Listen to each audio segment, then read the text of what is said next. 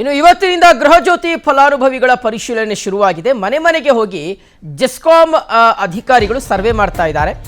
ಈಗ ಮರುಪರಿಶೀಲನೆಗೆ ಯಾವುದೇ ಗೊಂದಲ ಬೇಡ, ಕೆಲವೊಬ್ಬರು ವಿನಾಕಾರಣ ಗೊಂದಲವನ್ನು ಸೃಷ್ಟಿ ಮಾಡ್ತಾ ಇದ್ದಾರೆ ಅನ್ನುವ ಮಾತನ್ನ ಜೆಸ್ಕಾಂ ಅಧ್ಯಕ್ಷರಾಗಿರುವಂಥ ಪ್ರವೀಣ್ ಪಾಟೀಲ್ ಅವರು ಹೇಳಿದ್ದಾರೆ.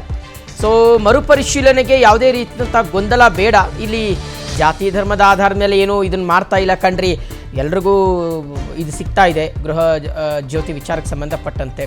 ಆಮೇಲೆ ಇದು ದುರ್ಬಳಕೆ ಆಗ್ತಾ ಇದೆ ಅನ್ನೋ ಕಾರಣಕ್ಕೋಸ್ಕರವೇ ಮತ್ತೆ ನಾವು ಮರುಪರಿಶೀಲನೆ ಮಾಡ್ತಾ ಇರ್ತಕ್ಕಂಥದ್ದು ಅಂತ ಜೆಸ್ಕಾಂ ಅಧ್ಯಕ್ಷ ಪ್ರವೀಣ್ ಪಾಟೀಲ್ ಹರವಾಳ್ ಅವರು ಮಾಹಿತಿಯನ್ನು ಕೊಟ್ಟಿದ್ದಾರೆ. ಸೊ ಇವತ್ತಿನಿಂದ ಗೃಹಜ್ಯೋತಿ ಫಲಾನುಭವಿಗಳ ಪರಿಶೀಲನೆ ನಡೀತಾ ಇದೆ. ಅಂದರೆ ಮನೆ ಮನೆಗೆ ಹೋಗ್ತಾ ಇದ್ದಾರೆ. ಮನೆ ಮನೆಗೆ ಹೋಗಿ ಯಾರೆಲ್ಲ ನಿಜಕ್ಕೂ ಸಹ ಫಲಾನುಭವಿಗಳಿದ್ದಾರೆ, ನಿಜಕ್ಕೂ ಅವರು ಮನೆಗೆ ತಗೋತಾ ಇದ್ದಾರೆ ಕರೆಂಟು ಅಥವಾ ಕಮರ್ಷಿಯಲ್ ಪರ್ಪಸ್ಗೆ ಏನಾದರೂ ಇದನ್ನು ಯೂಸ್ ಮಾಡ್ತಾ ಇದ್ದಾರೆ ಅನ್ನೋದನ್ನು ಚೆಕ್ ಮಾಡ್ತಾ ಇದ್ದಾರೆ ಅಷ್ಟೇ.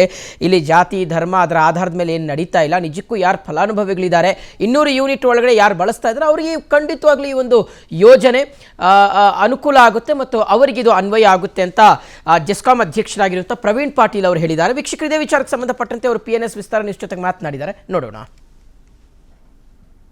ಸರ್ಕಾರದ ಮಹತ್ವಾಕಾಂಕ್ಷೆಗಳಲ್ಲಿ ಯೋಜನೆಗಳಲ್ಲಿ ಒಂದಾದಂತಹ ಪಂಚ ಗ್ಯಾರಂಟಿ ಯೋಜನೆಗಳಿಂದ ಏನು ಗೃಹ ಜ್ಯೋತಿ ಯೋಜನೆಗೆ ಈಗ ಮತ್ತೆ ಪರಿಷ್ಕರಣೆಗೆ ಮುಂದಾಗಿರ್ತಕ್ಕಂಥದ್ದು.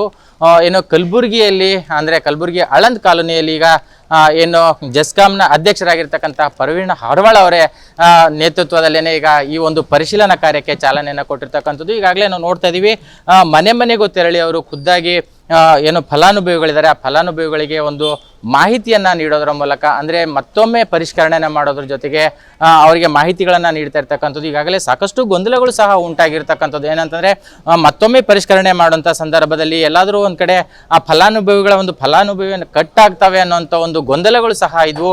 ಈ ಎಲ್ಲ ಗೊಂದಲಗಳಿಗೂ ಸಹ ಏನು ಗ್ರಾಹಕರಿಗೆ ಹೇಳ್ತಾ ಇರ್ತಕ್ಕಂಥದ್ದು. ಈಗ ನಾವು ನೋಡ್ತಾ ಇದ್ದೀವಿ, ಈಗಾಗಲೇ ಗೃಹ ಜ್ಯೋತಿ ಫಲಾನುಭವಿಗಳಿಗೆ ಅರ್ಜಿಗಳನ್ನು ಸಹ ಪರಿಶೀಲನೆ ಮಾಡಿ ಅವರಿಗೆ ಫಾರಂಗಳನ್ನು ತುಂಬಿ ಮತ್ತೆ ಅವರಿಗೆ ವಿತರಣೆಯನ್ನು ಮಾಡ್ತಾ ಇರ್ತಕ್ಕಂಥದ್ದು. ನಾವು ಈಗ ಏನು ಅಧ್ಯಕ್ಷರಾಗಿರ್ತಕ್ಕಂಥ ಪ್ರವೀಣ್ ಹರವಾಳ್ ಅವರೇ ನಮ್ಮ ಜೊತೆಗಿದ್ದಾರೆ, ಅವ್ರ ಜೊತೆಗೆ ಮಾತಾಡ್ಸೋಣ, ಏನು ಹೇಳ್ತಾರೆ ಅನ್ನೋದು. ಸರ್, ಈಗ ಮತ್ತೊಮ್ಮೆ ಫಲಾನುಭವಿಗಳ ಅರ್ಜಿಯನ್ನು ಪರಿಷ್ಕರಣೆಯನ್ನು ಮಾಡ್ತಾ ಇದ್ದೀರಿ, ಏನಾಗ್ತಾ ಇದೆ ಸರ್? ಈಗಾಗಲೇ ನಮ್ಮ ಮುಖ್ಯಮಂತ್ರಿಗಳು ಒಂದು ಆದೇಶವನ್ನು ಮಾಡಿದ್ದಾರೆ. ಗೃಹ ಜ್ಯೋತಿ ಎಲ್ಲ ಕನ್ಸ್ಯೂಮರ್ಸು ಮತ್ತು ರಿಜಿಸ್ಟ್ರೇಷನ್ ಮಾಡ್ಬೇಕಂತ ಹೇಳಿದ್ದಾರೆ.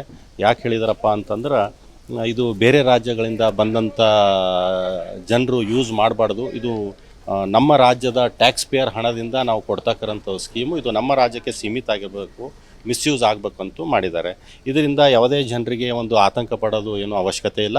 ಇದರಲ್ಲಿ ಏನು ಹೆಚ್ಚಿಗೆ ದಾಖಲಾತಿಗಳು ನಾವು ಕೇಳ್ತಾ ಇಲ್ಲ. Voter ID, PAN card, Aadhaar card, ಅವರು ಯಾವುದು ಕ್ಯಾಟಗರಿ ಇದೆ ಆ ಕ್ಯಾಟಗರಿ ಮೆನ್ಷನ್ ಮಾಡಬೇಕು. ಕಾಸ್ಟ್ ಸರ್ಟಿಫಿಕೇಟು ಕೇಳ್ತಾನೇ ಇಲ್ಲ.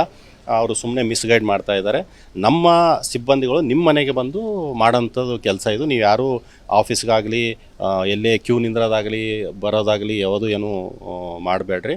ನಮ್ಮ ಅಧಿಕಾರಿಗಳು ನಿಮ್ಮ ಮನೆಗೆ ಬಂದು ರಿಜಿಸ್ಟ್ರೇಷನ್ ಮಾಡ್ತಾರೆ. ಸರ್, ಈಗ ಜೆಸ್ಕಾಂ ವ್ಯಾಪ್ತಿಯಲ್ಲಿ ಎಷ್ಟು ಫಲಾನುಭವಿಗಳು ನೋಂದಣಿಯನ್ನು ಮಾಡ್ಕೊಂಡಿದ್ದಾರೆ ಮತ್ತು ಇನ್ನೂ ಎಷ್ಟು ಬಾಕಿ ಇದೆ, ಜೊತೆಗೆ ಹೊಸದಾಗಿ ನೋಂದಣಿಯನ್ನು ಮಾಡ್ಕೊಳ್ಳೋಂಥವ್ರಿಗೆ ಯಾವ ರೀತಿಯಾದಂಥ ಒಂದು ಸಹಕಾರಗಳು ಸಿಗ್ತಾ ಇದೆ ಸರ್? ನಂಬಲ್ಲಿ ನೋಡ್ರಿ, ಗೃಹ ಜ್ಯೋತಿ ಸ್ಕೀಮ್ ಅಡಿಯಲ್ಲಿ ಎಲಿಜಿಬಲ್ ಆಗೋರು 23,96,139 ಜನ ಅದರಲ್ಲಿ ಎಲಿಜಿಬಲ್ ಇದ್ದಾರೆ. ಆದರೆ ರಿಜಿಸ್ಟರ್ಡ್ ಆದವರು 22,45,153 ಜನ ರಿಜಿಸ್ಟರ್ ಆಗಿದ್ದಾರೆ. ಇದು ಇವತ್ತಿಂದು ಇದು ಏನಂತ ಕೌಂಟ್ ಇದು ಈಗ ಮುಂದೂ ಹೆಚ್ಚಿಗೆ ಆಗ್ಬೋದು. ಯಾಕಂದರೆ ಈಗ ನಮ್ಮ ಮನೆಗೆ ನಮ್ಮ ಸಿಬ್ಬಂದಿಗಳು ಹೋದಾಗ ಯಾರ್ಯಾರು ರಿಜಿಸ್ಟ್ರೇಷನ್ ಮಾಡ್ಕೊಂಡಿಲ್ಲ ಅವರು ರಿಜಿಸ್ಟ್ರೇಷನ್ ಮಾಡ್ಕೋಬೋದು, ಈಗೂ ರಿಜಿಸ್ಟ್ರೇಷನ್ ಮಾಡ್ಕೋಬೋದು. ಸೊ ಇದಿಷ್ಟು ಜನರು ಯಾವುದೇ ರೀತಿಯಾದಂಥ ಆತಂಕವನ್ನು ಪಡೋದು ಬೇಡ. ಇದರಲ್ಲಿ ಕೇವಲ ಮಾಹಿತಿಗಾಗಿ ಅಷ್ಟೇ ಏನು ವರ್ಗವನ್ನು ಸೇರ್ಪಡೆ ಮಾಡಿರ್ತಕ್ಕಂಥದ್ದು ಅನ್ನೋಂಥ ಮಾತನ್ನು ಹೇಳ್ತಾ ಇರ್ತಕ್ಕಂಥದ್ದು. ವಿಶ್ವಕುಮಾರ್ ಬೋಗನಹಳ್ಳಿ, PNS ವಿಸ್ತಾರ ನ್ಯೂಸ್, ಕಲಬುರಗಿ.